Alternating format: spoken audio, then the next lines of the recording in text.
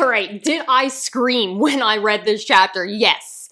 I was, oh my god. Title chapter, like Loki in the Underworld. And I'm like, Underworld! Oh! I'm very excited. Am I overhyping myself? Am I going to be let down? Probably. I don't care. Let me enjoy this moment, because if we have anything in the Underworld, I can die happy. Oh my god. We'll get to my tinfoil hat theory of the Underworld and the World Tree at the end, but I'm very excited. So the chapter starts off with Luffy celebrating, full-on celebration. He feels my emotions. Because he's in Elbath now. And he's like, this is Elbath, you're a giant. I am in Elbath, yay! And he's jumping around. And Loki spends the entire time trying to speak to him. He's like, hey, yeah, what's your name? What are you doing?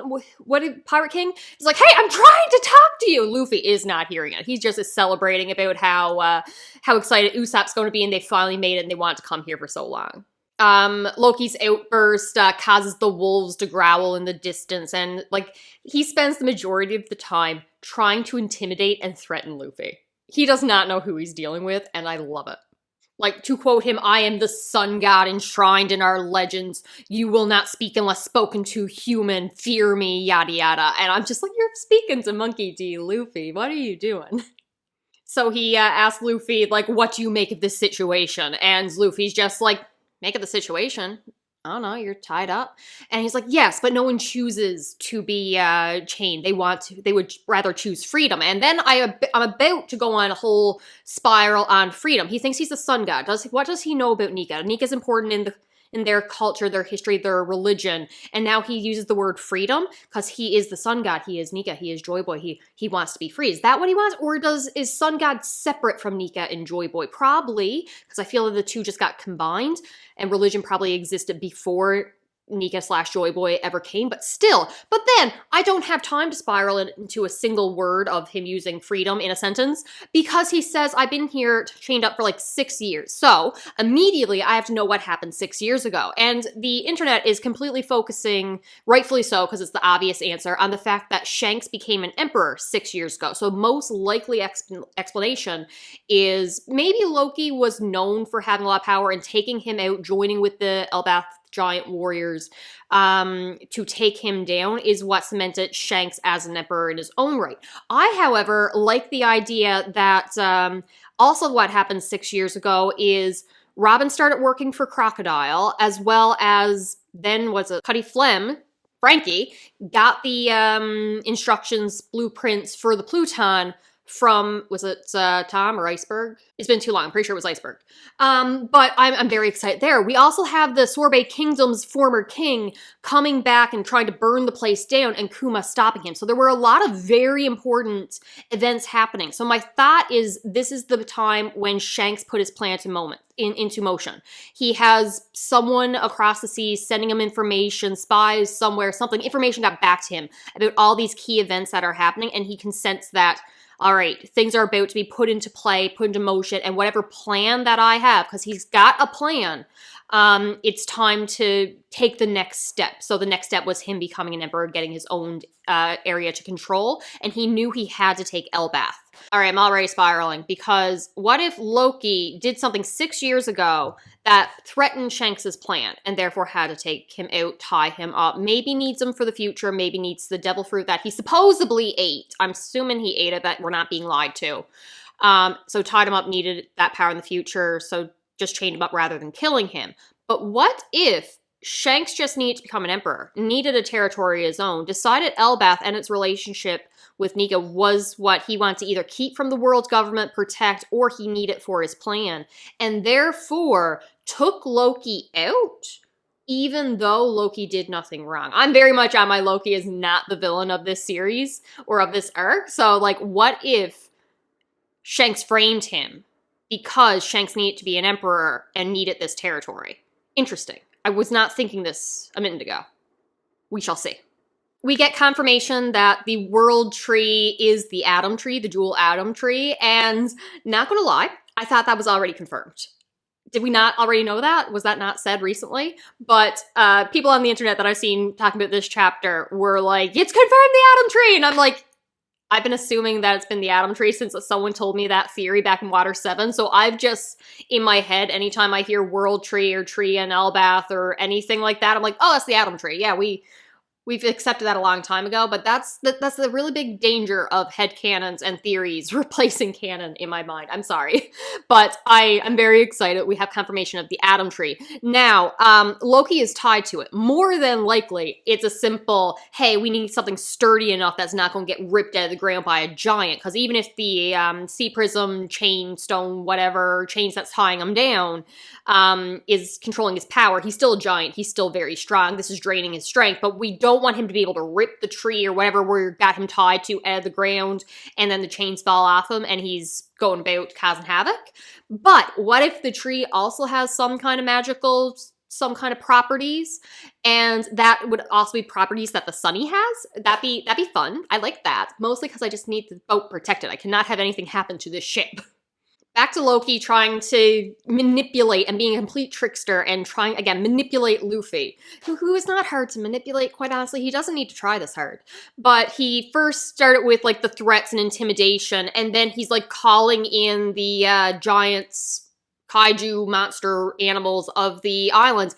And it just goes to support my thoughts that Loki is not going to be the bad guy, because he is Luffy. That this is a man who he claims he has the sun god. For all I know, the main theory I see now, besides the wolf devil fruit, is going to be he has the actual Gum Gum devil fruit.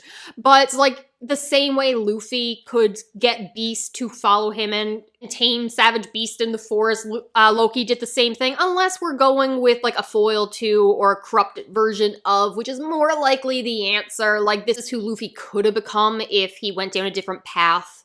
Fine, but until explicitly he does something, I'm still going with justice for Loki. It's not what it seems. Something's going on that we don't know about, and he's not all bad.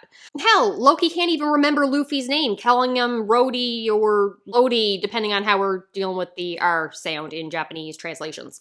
But he's trying to intimidate Luffy into helping him. Luffy, in the next panel, has tamed the beast. They all love him. He's in the gorilla's hand. He's petting the dog.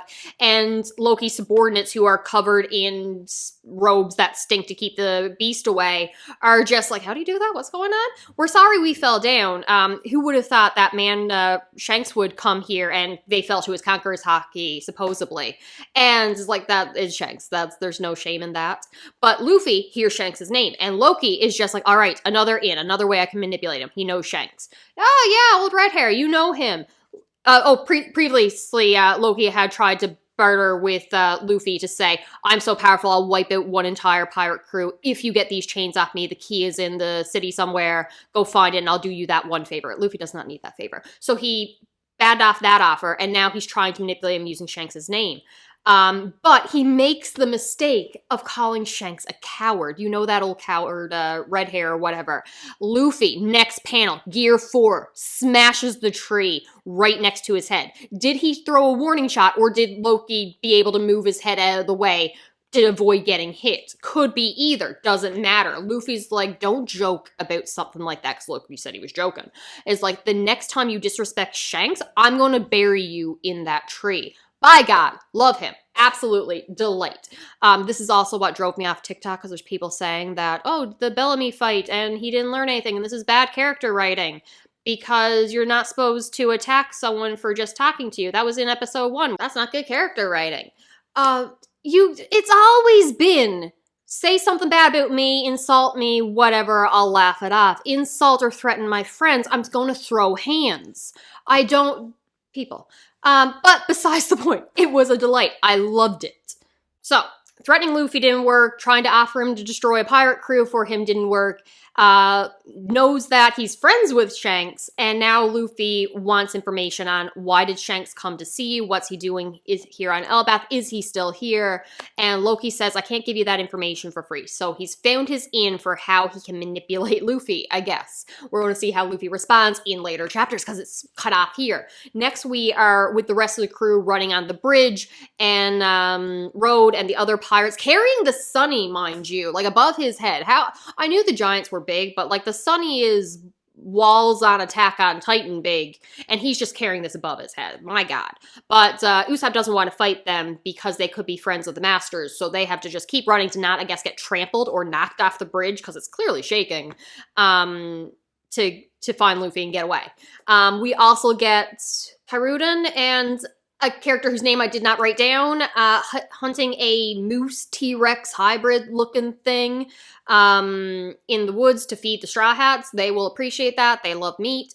And one of them says, like, how are we going to carry this back? The sunstones can't work with this when it's snowing, so we can't use, was it the painter or something like that? Maybe something that levitates things. And Hyruden's just like, put your back into it, we'll carry back, this meat's for the Straw Hats.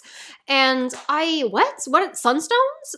Alternate power source? Using the sun's energy? Solar power? What is sunstones? I want to know. I want to know what that is. But we're not giving an explanation right now.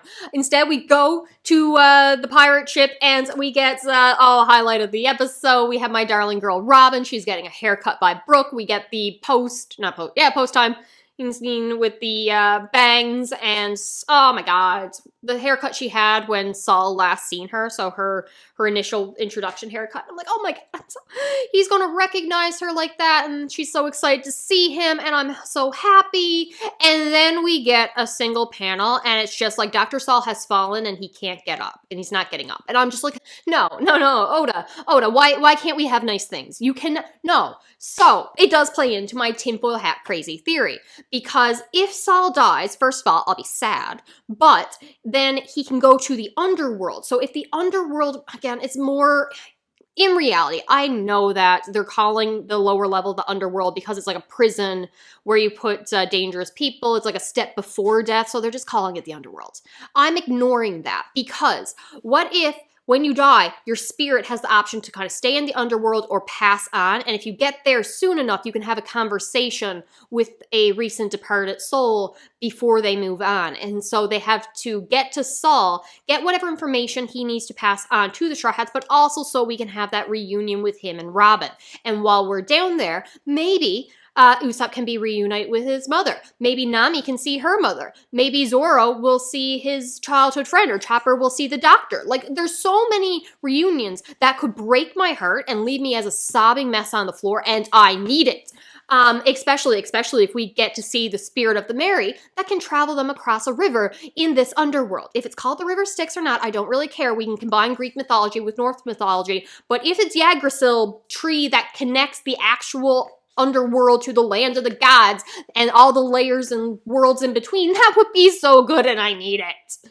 Can you imagine if Luffy gets to have a final goodbye with Ace and his brother gets to say how proud he is of him? I would love that. And then we also have the option of seeing Roger's spirit in the background, smiling menacingly, don't know. Amusement in his eyes? Who knows? Saying something along the lines of, are you the one I've been waiting for, or you chose well, Shanks, or something. I'm just like, oh, because Roger had told Shanks something after leaving Laugh Tale that made him cry. He gave him a straw hat, and Shanks was just coincidentally on the island where Luffy was possibly born, definitely raised, and Ace was just like a couple towns over being raised by the bandits. Are you telling me it's a coincidence that he brought that devil fruit there and he wasn't bringing it to Roger's son that Roger had planned, and it accidentally got given to Luffy and they kind of just rolled with it? But I believe the original plan was Shanks looking for Ace to give him the gum fruit, Nika devil fruit, and it just failed, and he's been manipulating the plan ever since, like, all right, I guess we gotta change the plan, but this could actually work because Luffy is the perfect one for this fruit. Or he met Luffy, changed his plan based on that because, no, this is the one I need to give it to.